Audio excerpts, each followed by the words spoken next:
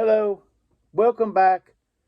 Before I get really started, I'd like for you to remember my friend and YouTube content provider, the one put Flipper's wife. I believe her name's Amanda.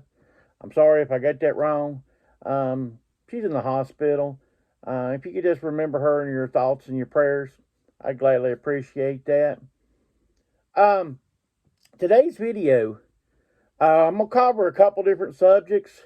First of all, you see the title of the video and the thumbnail, and some of you might think, well, that's just clickbait. And I'm actually being honest with you today. You need to take and put assign a value to what you're doing as far as sourcing. Okay, you need to assign a value to that because there's so much we do as resellers that we don't get nothing for. So, in my opinion, you need to assign a good amount to what you're doing when you're sourcing so that covers the time you spend that you're not making any money. So, but we're going to delve into that. We're also going to go find a way. A lot of people don't feel comfortable when you're at a yard sale or an estate sale or something asking about a certain specific item. We'll talk to you a couple ways I go around about that. Maybe a more politer way. I'll tell you something just really quick. As a YouTube person, you don't see me do videos of a lot of garage sales and that type of thing. I'm not really big into that. I definitely never want to be the type that just. I feel like sometimes people, content providers, just put the camera right in their face, and then they say, okay, $3 for this great video game. And then the person says, well, you're a cheapskate. Well, what did you expect the people that are watching your channel to say, but you're a cheapskate when you put something right in their camera in the face and then you find out the price and then, you get $100 for a $3 item. If you don't want negative comments down below, then work on your content a little bit. That's a bonus for today. Anyway, here's the items that sold today. Then we'll get back into the topic again. But anyway, we saw here Mr. Ray Mysterio here. He sold for about $13, free shipping. We sold a couple figures. I hope that when you're watching my videos, you see that I sell a variety of items. And even though you see a lot of clothes in the background, I do sell a lot of other things. But Ray Mysterio, about $13 and something free shipping. Another wrestling figure that sold, Mr. Macho Man. Man, I really like this figure. You talking about stuff sometimes you get that you really want to keep. But there's a guy I buy stuff off of, and then I resell it. Got to about $22 plus shipping on Mancho. I tell you, this one was hard to sell. It's in a USA outfit. It even says on his boots. I got the American flag on the back. I say hard to sell, but hey, I'm in this game for money. I'm not in this thing to acquire a bunch of stuff. So back to the topic again. I'm going to tell you something. My goal when I source, and this may sound crazy to you, but I want you to think this through this week. I'm giving you an assignment. I'm not a teacher, but I can give you an assignment. How much do you want to make an hour when you source? Now, you're not always going to hit that level, but I'm giving it to you like this, okay? I yard sold for 3 hours Saturday. I had to go work my full-time job on Saturday also. It was an extra day. It was our 6th day of the week. But anyway, I only got to go yard sale in 3 hours. In that 3-hour window, I got to work and I got to think about it. And that's when I thought about the topic of this video. I was thinking, I probably cleared about $300 worth of stuff in that 3-hour period. And then I got thinking about other weeks and other situations. And, I thought, you know what? If I don't make $100 an hour outsourcing, I'm not doing something right. I'll get a little bit further here in a minute. So this is one of the items I bought Saturday. The Iceman Cometh. These are kind of an odd video, Broadway type thing. This type of stuff, so I pick up, paid for $1. Got $23 plus, a little bit over $23 plus shipping. Guy sent me an offer, went and took it at $1. I'll do it. This is part of the CD buy lot that I did. This is Edward Scissorhands. Not a good one. Don't pick it up. A little bit over $2 plus shipping. Wouldn't have listed it unless the fact that I just had a pile of them and I was just going to list. It's in the box with all the rest of them. It's not that hard to find. Here is a good one that I sold. This is Mickey Mouse here, the 4 parks in one world. I guess it's all the music they play at all the Epcot and all this mess. Anyway, a little bit over $20 plus shipping. This is probably the highest one I've still got listed at this point. So it's sold and gone, but we've made pretty good money on all that. I'm happy with the purchase. That's something, see, I picked up, bought that big lot, but, I probably made a couple $100 already on that lot. And, that was minimum. So that's what I want to do. What I'm saying is, if I'm out yard selling, most yard selling days, I go out about 7, I quit about 12. So I need, in my opinion, to get $500 worth of profit in sourcing. Now, you might think that's greedy, but I don't really think that's greedy. Because here's the thing. Think about this, guys. So much of what we do, we really don't get paid for. Okay? When you're actually listing the item, there's no money involved right at that minute. That when you take your pictures, there's no money involved. Until the thing is on eBay or Mercari or Poshmark, whatever you're doing, until you start really get the opportunity to make money. And then when you sell the item, thank goodness, finally, and then you ship it, you're not getting nothing on shipping. You know what I mean? I mean, you might make a little bit. You charge you $3.50 and you get $4. You only get get $4, and it only costs you $3.50 from eBay where you buy the label or whatever. You make a few cents, but not what I call real money. And that's just to cover your supplies and stuff for the most part, really, in my opinion. Some of you that refund the difference, unless it was a whole bunch and the customer asked me, I don't refund a bunch of shipping. I'm not going to do that because sometimes you get burned, so it helps you. Now, if a customer asks me, hey, look, is there any way you can help me out on shipping? Absolutely. If it makes sense, I'll try to do something to help the customer out, by no means. But I'm not going to sit there just because I collected $6.50 and it cost me $5.50 for the label. Am I going to give that dollar back to the customer? You're getting taxed. You're getting charged by eBay anyway on your shipping. So why would you give that back? It just doesn't make a lot of sense to me. But anyway, also, my goal is $100 an hour, and like I said, I just sold that. For $23 plus shipping off of $1. That's profit already on that. If you watched one of my videos before, I was at a doctor's house estate, bought some stuff, weird stuff. This was kind of something I didn't know this is a soap. It's sold international. I got about $12 plus shipping. Only had like 60 cents in it. This stuff was like $2 or something. It's all 70% off. So, I mean, you just got it for dirt cheap.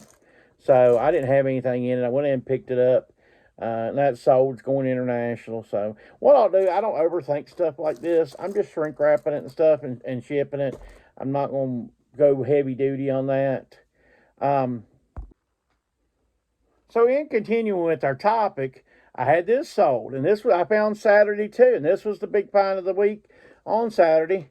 Got this, The Return of the Living Dead VHS. This is a rare VHS. Also, the difference between this VHS and the DVD version, this has the original music and score and everything. When they did the DVD, they didn't have certain rights to the music and stuff. So it actually has different music backgrounds and stuff like that. So this makes this highly sought after. But anyway, I got $54 plus shipping off of 50 cents. But like I said, okay, I was out 3 hours. Okay, of course, you've already seen that DVD I sold. I got actually a stack of DVDs, about 8 of them. 8 out of 10 will sell pretty good. They'll make me about $10 to $15 a piece. Depending on, some of them are actually going to make me about 40, but there's going to be some I make pay $4 or $5. So average about $10 to $15 out of those DVDs. Okay, this, of course, this is easy to figure out. I'm probably going to make 40, $45 off of this profit. Okay, I also picked up this. I got this for $2. And this is a really nice pickup.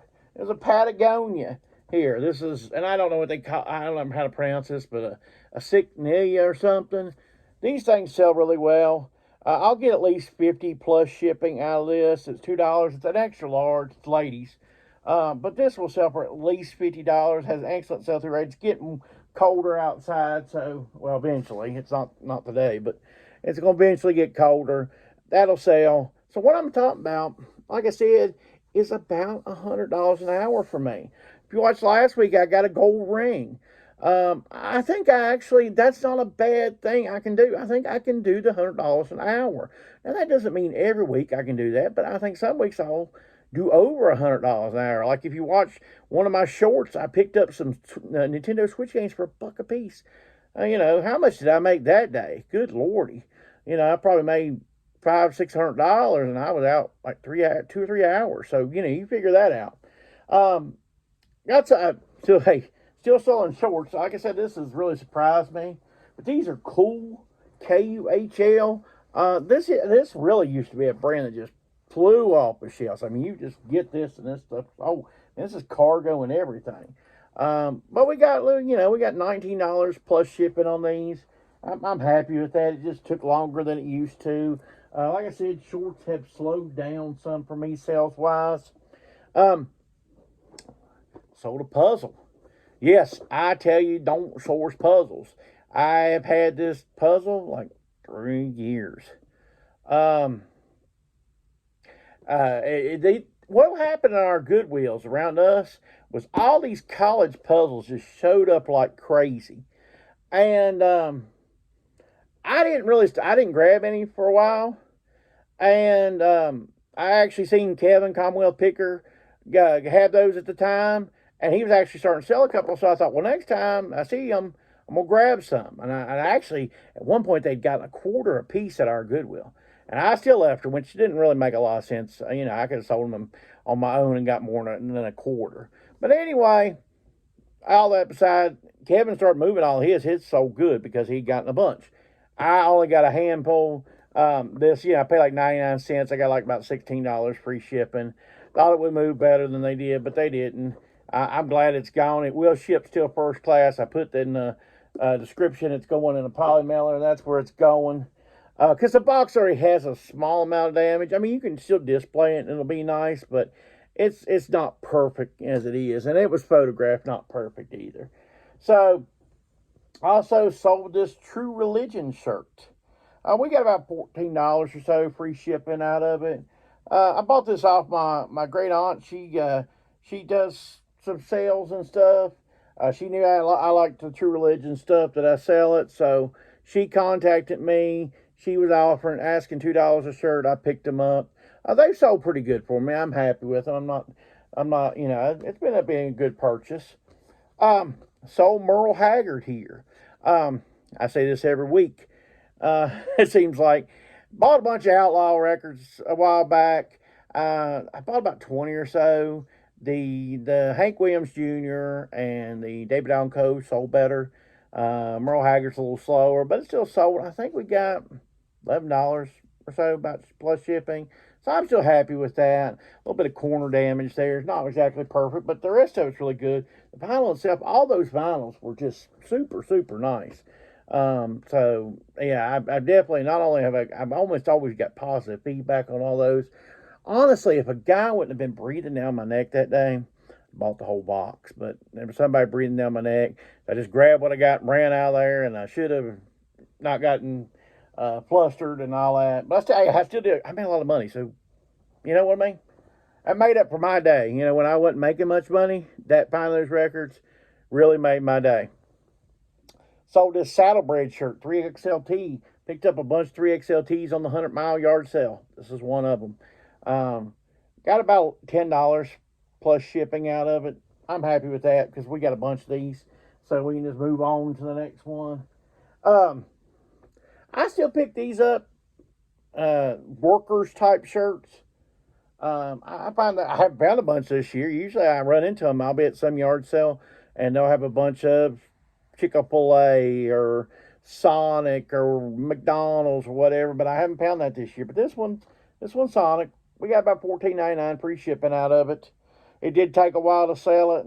Honestly, I'm surprised. I know, believe it or not, Used to be, I would sell some around Halloween too. So, I'm surprised this didn't sell quicker than it did. Being orange and stuff, be kind of neat Halloween type thing if you played it right. Because, like some of the Sonics, I don't know if they do still do it. I don't go to Sonic that often. But they used to do the roller skate thing. I think it'd be kind of neat for a little outfit. You dress up like a Sonic person, a bellhop, or whatever the heck they call it. And you're not going to see me dress up in no bellhop. That ain't going to happen. Me on skates don't happen. But anyway, we also sold Polo Ralph Lauren. This is a Pima cotton vest. Got this thing for like 50 cents. I think we got about $15 free shipping out of that. Be real super lightweight to ship.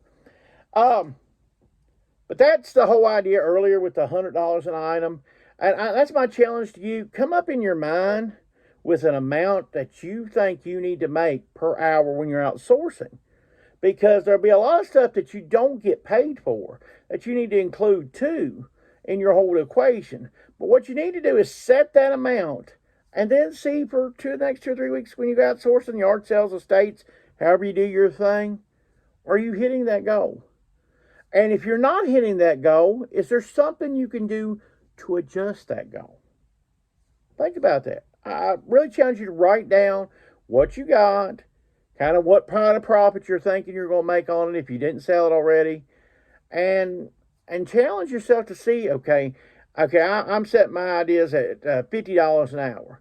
Okay, this is what I'm going to do. Okay, I need to get to $50 an hour. What do I need to do? Do I need to go to a different area? Because, like, for me, okay, I stay either local because I had to go to work this time, or I head more towards down Roanoke and Salem because that's where I can get some better stuff sometimes if I head towards down that way.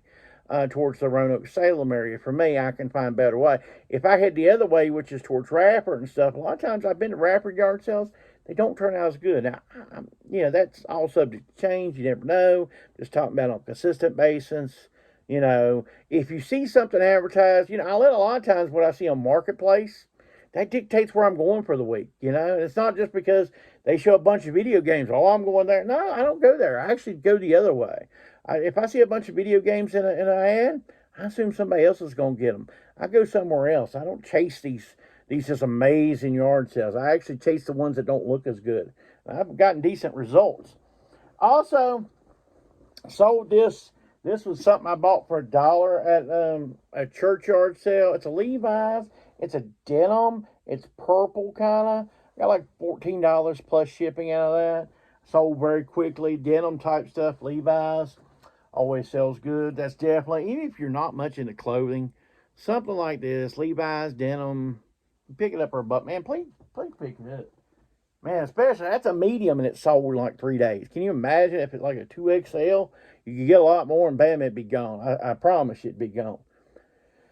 But here's the second little topic. This is going to be a mini topic. Is people will preach to you, just ask. And sometimes people don't feel comfortable. I'm not a big asker. Do you have video games? Do you have old hats? Do you have shirts? Yada, yada, yada. But I was at a yard sale the other day, and I opened up a box, and she said, oh, there's XYZ in the box. And here's how I asked, but not asked.